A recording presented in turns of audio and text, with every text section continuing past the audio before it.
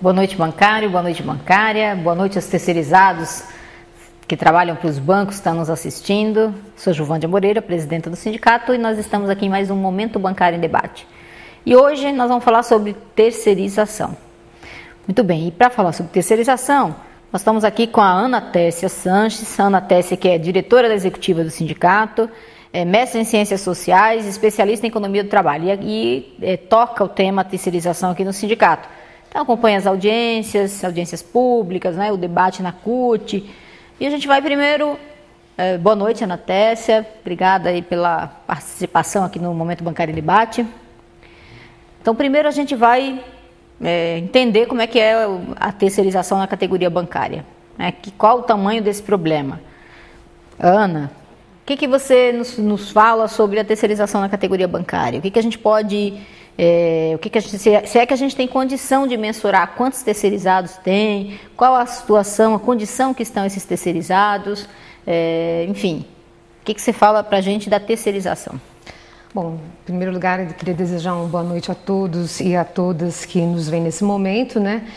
Agradecer a oportunidade de estar aqui. E, bom, essa questão da terceirização, Ju, ela é um problema, né, que nós vivemos, a categoria bancária e diversas outras categorias vivem há muitos anos. Então, desde a década de 90, que acho que essa é uma datação melhor, as categorias vêm observado o crescimento da terceirização. Então, se nós pegarmos o nosso caso, nós éramos 1 milhão de trabalhadores no final dos anos 80.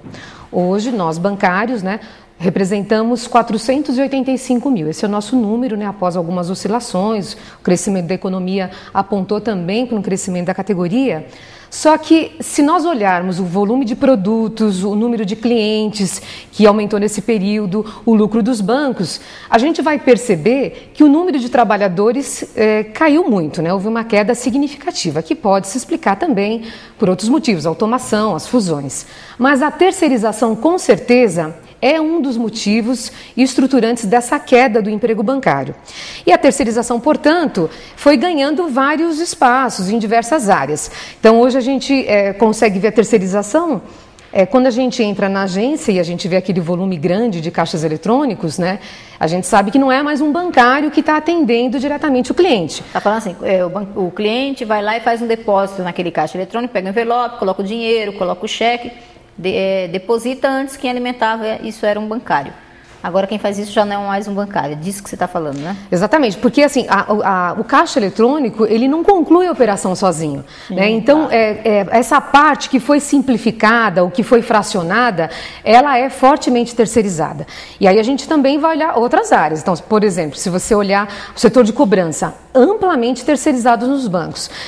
A parte do crédito, né? O crédito é o coração do banco, mas o crédito, ele, para ser efetivado, ele contém uma série de procedimentos anteriores, de pequenas burocracias, né, de juntada de documentos, verificação, cadastro, digitalização, entrar em contato com o cliente, né, verificação da situação financeira. Então, são várias etapas que precisam ser feitas para que a análise de crédito seja, né, efetivada e que na ponta o crédito seja ofertado ao cliente de fato, ele seja consumado. E isso também tem sido em grande medida terceirizado. O IBGE, através da PNAD, que é uma das pesquisas, diz que 1.131.833 pessoas afirmaram trabalhar no setor financeiro. Uhum. As pessoas se declararam funcionárias do setor financeiro. Como você mesma falou, nós só temos como bancários, registrados no setor financeiro como bancários, em torno de 480 mil trabalhadores. Portanto, tem um monte de gente aqui terceirizado. Óbvio que deve ter gente aí que pode trabalhar na área de seguro, por exemplo, pode estar falando que é do setor financeiro, né? Mas, enfim, aqui também tem muita gente que deve estar nos correspondentes bancários, chamados correspondentes bancários. Com certeza. Os correspondentes bancários, Juvândia, eu diria que é a forma mais agressiva de terceirização do sistema financeiro. Eu acredito que hoje é onde tem maior número de trabalhadores terceirizados. Com certeza. A gente tem hoje, nós somamos 180 mil pontos de correspondentes bancários. E cada ponto de correspondente bancário pode conter mais do que um trabalhador executando serviços bancários. Vamos pegar um exemplo bem comum, corriqueiro, né, que é, por exemplo, uma parceria com os Correios. Esse é um correspondente bancário. Ele está lá, né, como um ponto, mas ele tem 5.600, quase 5.600 agências. Exatamente. As Casas Bahias é outra. Está lá como um ponto de correspondente, mas tem inúmeras lojas. Então, portanto, tem inúmeros pontos onde tem trabalhadores atendendo o serviço de um banco, que não é só pagamento de conta. Às vezes as pessoas ouvem falar do correspondente bancário e acham que é só pagamento de conta. Hoje o Banco Central liberou quase tudo no correspondente. Pode até abrir conta, conceder o crédito, como a Natécia estava falando. E para a gente isso é muito preocupante, porque isso é trabalho de bancário, é a finalidade do sistema financeiro. Está envolvido aí os dados do cliente e tem que ter um sigilo em torno dessas informações, porque o cliente está dando para o banco, né? Ele é cliente de um banco, ele não quer que as informações dele, ele está protegido pela lei, né, do sigilo bancário. Não, e também complementaria o seguinte, acho que a gente tem dois tipos de insegurança no correspondente bancário. O primeiro é que quando você tem uma agência, você é obrigado a ter a figura do segurança, né? Que vai proteger o patrimônio, vai proteger os funcionários, vai proteger o cliente na agência, porque afinal de contas se manipula dinheiro, né? Há risco envolvido. No correspondente bancário, o número de assaltos aumentou, inclusive casos com mortes. Nas lotéricas, né? Os clientes ficam mais vulneráveis. Verdade. E o que também nós temos insistido é que, além dessa questão também dos dados, dos clientes que ficam circulando, mais expostos, porque o correspondente bancário acessa o sistema do banco para realizar qualquer operação. Muitas vezes, né? Ana, só falar um negócio. A Folha Bancária está falando sobre isso, sobre os correspondentes bancários e a nova resolução do Banco Central. Qual que porque, na verdade, quem foi autorizando o funcionamento dos correspondentes bancários, infelizmente, foi o Banco Central. Embora, na nossa opinião e na opinião de vários juristas, ele não tenha poder para isso, porque ele está criando uma lei. Quem cria a lei, isso é uma função do Poder Legislativo, não é função do Banco Central. O Banco Central hoje cria a lei, o Banco Central fiscaliza, o Banco Central aplica a lei, quer dizer, ele faz tudo. Isso é impossível, isso não existe em nenhum país do mundo sério, existe um negócio desse. Um mesmo órgão cria a lei, ele aplica, ele fiscaliza, para ver se está cumprindo ou não. Quer dizer, no fundo, isso não acontece, ele está facilitando para que o sistema financeiro consiga ganhar mais, né, pagando menos para os trabalhadores. Então, essa nova medida do Banco Central, e nós fizemos vários questionamentos na campanha salarial, você lembra da audiência pública, fomos ao Congresso Nacional fazer o debate, né, mostramos lá que os trabalhadores estão sendo prejudicados, né, e essa nova resolução, ela proíbe o correspondente bancário dentro da agência bancária. Você sabe que tem uma estimativa aí que 35 mil trabalhadores estão dentro da agência bancária como correspondente. Quer dizer, eles estão atendendo o cliente dentro da agência, o cliente acha que ele é um bancário, que tem todos os direitos garantidos, e no fundo ele não tem. Eu acho que a gente, nossa reivindicação, obviamente, é que o banco contrate essas pessoas como bancários, pagando toda a convenção coletiva, todos os direitos da categoria. E eu acho que é bom a gente falar um pouco também sobre isso. Nós recebemos e-mails aqui de trabalhadores terceirizados que falam assim, tem um, Ana, que diz o seguinte, ele fala que o ticket dele ele fala o seguinte, que o ticket dele agora é R$ 9,50, desde 2005 é R$ 9,50, vale refeição, e que não teve nenhum reajuste. Esses correspondentes, eles ganham igual os bancários ou ganham menos que os bancários? Olha, pelos estudos que a gente já fez aqui, pela nossa verificação, um correspondente bancário, um trabalhador terceirizado, pode, comparadas às carreiras, então, por exemplo, se a gente pegar a carreira do caixa, se a gente pegar os primeiros níveis de comissionamento, a gente vai observar uma queda de 2/3. Então, esse trabalhador ganha 1/3 a menos. Isso, ele ganha 1/3 do que ganha o bancário. E a gente precisa ainda considerar o seguinte, a nossa categoria, pela CLT, a regra nossa são, a jornada para as carreiras iniciais é 6 horas diárias, 30 horas semanais. No caso dos correspondentes bancários, muitos podem se vincular, por exemplo, ao comércio.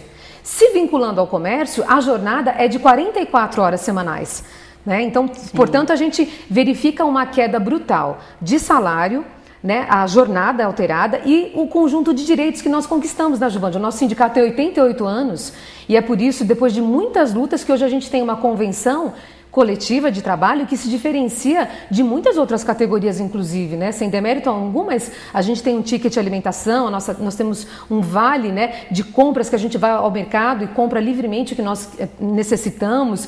A gente tem verba de requalificação profissional, nós temos a nossa PLR, ou seja, um conjunto de direitos que nós conquistamos.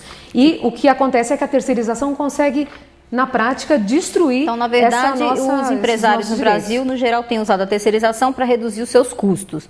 E estão repassando esse prejuízo, né? Se eles estão economizando, alguém está perdendo. Quem está perdendo são os trabalhadores, estão recebendo menos. E a terceirização, inicialmente, ela não foi criada, ela não é um instrumento ela não foi criada para isso, né? Ela está sendo usada pelos empresários brasileiros para reduzir seus custos, mas ela não foi criada para isso. Então, aqui é tudo deturpado, né? O jeitinho brasileiro, dado pelos empresários, é para precarizar, para desorganizar sindicalmente. Então, nós vamos continuar esse debate sobre terceirização no próximo bloco, vamos dar um intervalo, e a gente volta, eu e a Ana Tessa, aqui batendo um papo, falando um pouco também, que nós recebemos 2 perguntas aqui e vamos responder para vocês.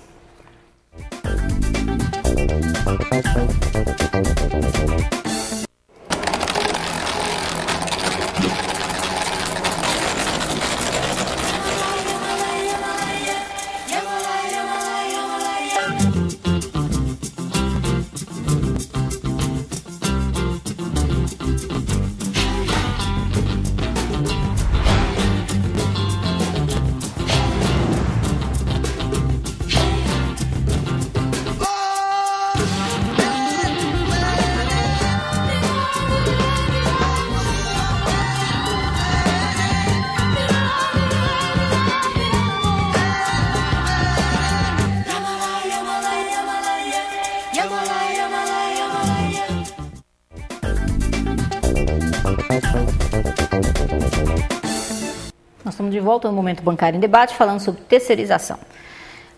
Recebemos uma pergunta aqui de um terceirizado que trabalha para um banco, que ele diz o seguinte, que ele trabalha 3 anos, mais ou menos, um pouco mais de 3 anos, como terceirizado no Banco Santander. Aí ele fala o seguinte, mas a terceirização não sai mais caro para o banco? Né? Sai mais barato para o banco em questão terceirizar? Sai mais caro, sai mais barato, né? A gente estava falando um pouco sobre isso no bloco anterior, que sai mais barato para o banco, no primeiro momento, porque acho que depois isso acaba ficando caro, né? Caro para o cliente, caro porque as empresas, é muito comum a gente ver na nossa categoria, as empresas de segurança, essas empresas terceirizadas, mesmo Score, a gente tem vários problemas com, né, Techforte, com essas empresas, na época antes da Fidelity incorporar, a gente tinha, não me lembro agora o nome da empresa, que a empresa não estava pagando depositando FGTS, estava pagando INSS, tinha um monte de dívida, e aí a discussão que também paira em torno do tema da terceirização é quem é que é responsável quando a empresa some. O trabalhador fica sem salário, fica sem receber os direitos, quando viu lá que não pagou o INSS, não depositou FGTS, quem que é responsável? Quem contratou o serviço, quem contratou a empresa ou quem contratou? Acho que essa é uma discussão. E acaba nos processos judiciais, eu acho que hoje no TST a maioria, eu diria, dos juízes desembargadores entendem que a empresa tem que pagar, tem que ser responsável solidariamente. Aí tem uma discussão se a responsabilidade dele é só se se a empresa terceirizada não responder, aí sim que quem contratou o serviço deve responder, que é a chamada responsabilidade subsidiária. Então, eu queria que você falasse um pouco disso, respondendo aqui esse trabalhador, e também falar para ele o que a gente está fazendo, né? Fala um pouco das ações nossas aqui junto com a CUT, o que nós estamos fazendo, qual a discussão que está no Congresso Nacional, que tem todo um debate sobre terceirização no Congresso Nacional, tem projeto de lei do Sandro Mabel, que é um empresário, dono daquelas biscoitos Mabel, né? Não sei se você já comeu, mas esse cara quer terceirizar tudo. Então, ele está lá com um projeto de lei que libera tudo, pode terceirizar tudo, né? A empresa inteira. Aí tem um projeto de lei do Vicentinho que restringe, não pode terceirizar, né? Tem um conjunto de restrições. E tem um projeto de lei das centrais que eu queria que você falasse um pouco sobre isso. Quais as ações estão sendo feitas, o que é mais barato, é mais caro terceirizar? Perfeito. Bom, enfim, acho que, como você colocou, o empresário terceiriza porque ele está querendo reduzir custo e ele escolhe o trabalhador, né? Exatamente o trabalhador para reduzir custos. E o que nós temos visto, então, é que a grande inquietação do empresário que terceiriza em larga escala é a insegurança jurídica, porque ele tem visto que conforme a terceirização, né, o tempo vai passando, as empresas não honram os seus contratos, não pagam os trabalhadores sabem que existe uma relação que se chama triangular, né? Eu trabalho para esse banco, mas na verdade eu recebo o meu salário daquela outra empresa. Quando eu tenho algum problema, eu tenho que correr para outra empresa. Eu não conheço direito o sindicato que poderia me representar, porque o empregador faz esse jogo, inclusive do ponto de vista de quebrar a organização sindical, fragmentar. Então, enfim, essa é uma discussão que a gente pode dizer que é uma discussão que circula muito em torno dos projetos de lei que estão em disputa, que é essa questão da responsabilidade solidária. Eles não querem aceitar essa responsabilidade de jeito nenhum.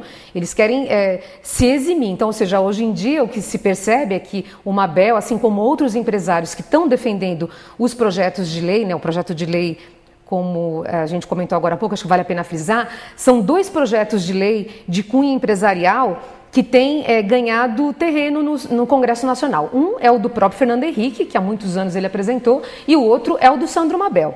Esses projetos têm encaminhado e o que acontece é que os projetos querem definir isso, ou seja, não há responsabilidade solidária. Bom, a CUT, o nosso sindicato, tem batalhado, ou seja, tem se inteirado do tema, atuado no tema há muitos anos.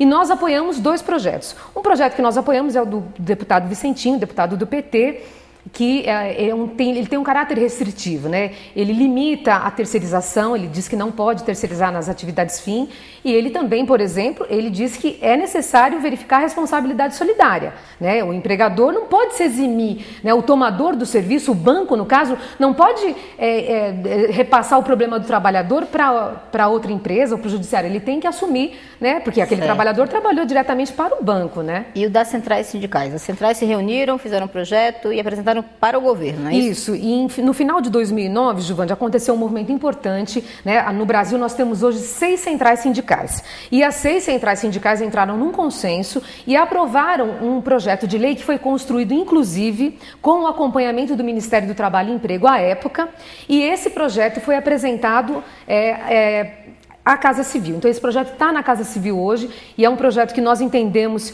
que ele é importante porque ele tem esse caráter restritivo, porque ele busca dar garantias, né, para os trabalhadores, ou seja, então ele vai checar, vai tomar cuidados com o tipo de empresa que é contratada, né, vai buscar uma série de certidões para que essa empresa seja idônea, vai buscar a responsabilidade solidária e vai buscar também uma coisa que para nós é sempre essencial, que é dizer o seguinte: se faz serviços que são idênticos, né, ao dos trabalhadores das categorias organizadas, então também deveria pagar o mesmo salário, é o que se diz, né, o que se trata como isonomia de direitos. Isso também está contido no projeto das centrais.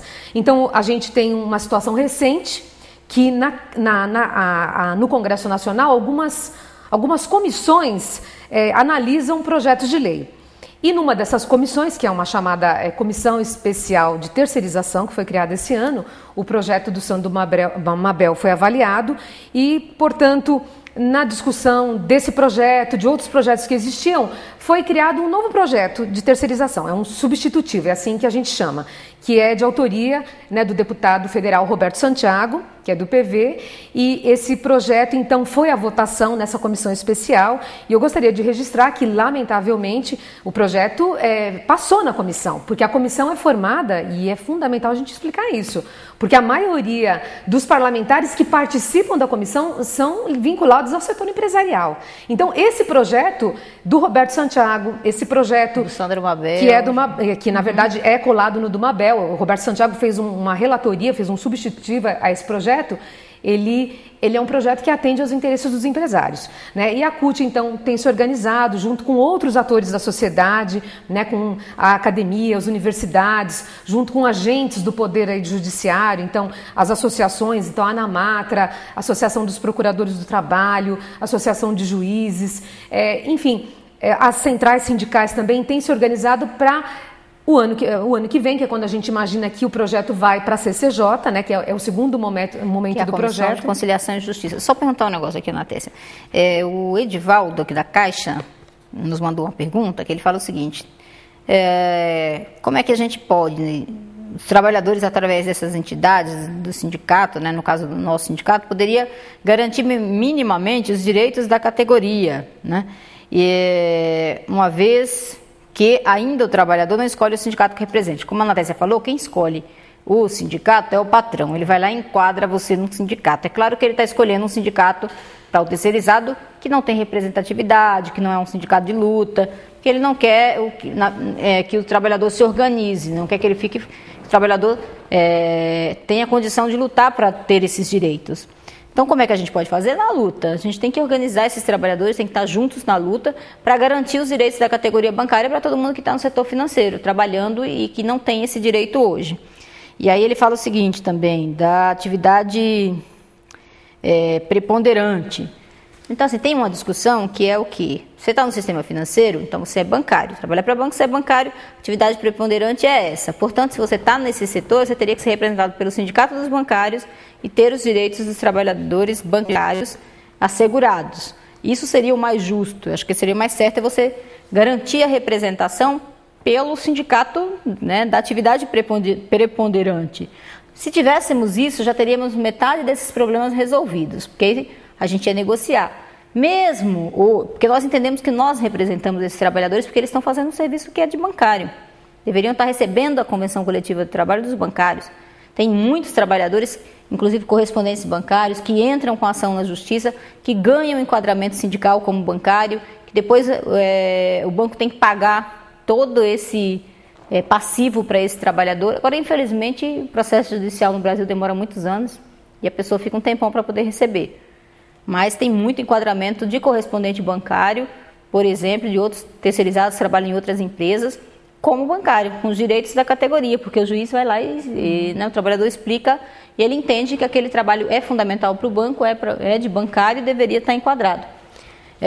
Isso também eu acho que é uma coisa que os trabalhadores têm que fazer mesmo, tem que ir lá reclamar seus direitos, mas a gente tem que resolver coletivamente. Então, como nós estamos chegando ao final aqui, queria que a Natécia, um minuto para você fazer suas considerações, né, sobre essas ações que a gente está fazendo, se você tem mais alguma coisa a acrescentar.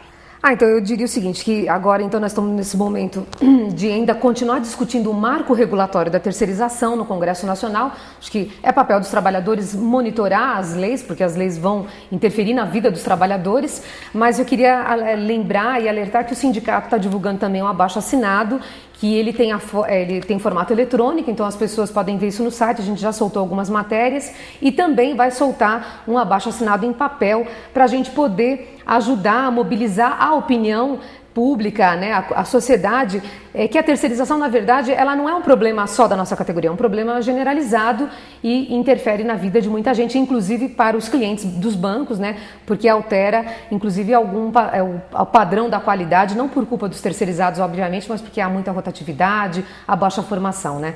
Então, nós vamos continuar com isso e a intenção é de tentar colher frutos aí para o ano que vem, impedindo a votação de projetos de lei de cunho empresarial. Muito bem, então acompanhe as ações do sindicato, participe, ajude a fortalecer essas ações, porque realmente o que a gente quer são relações de trabalho justas, democráticas. Eu acho que é por isso que nós temos que lutar.